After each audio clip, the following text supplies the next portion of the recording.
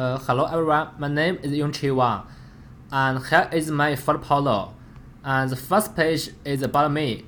There is some basic information about me. For example, where I come from and what's my major, and why I choose this class, and also include what's my hobby. And the second page is how to schedule time more effectively. Well, I use 5 sources and include 5W method to explain how to schedule time more effectively. And here is my 3 posts. The first one is how to overcome procrastination, which is always a problem for most people. And second one is a new tool I learned this semester, Trello. And third one is the benefits of online courses. And well, I want to first talk about the how to schedule time more effectively. Well, I think make a short plan is useful for people to do. For example, we can just make a 28 days plan, which is useful to motivate ourselves. And I also think we should spend more time to upon our family during the holiday, and we should try our best to connect them, even not on holiday.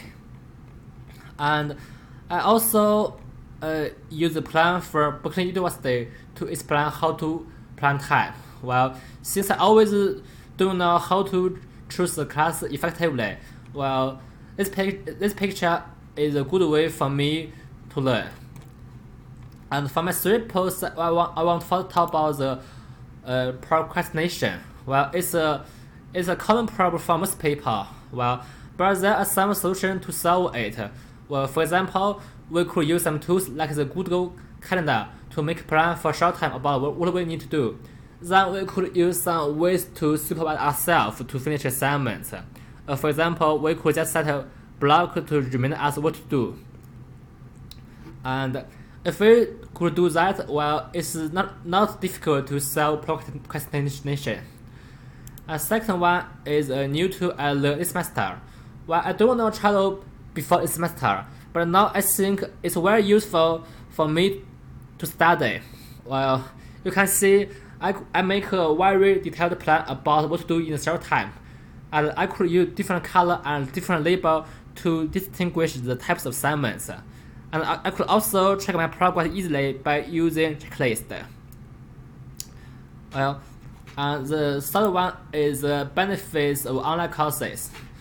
Since I have taken some online courses before, I think there are many benefits that face-to-face class don't have.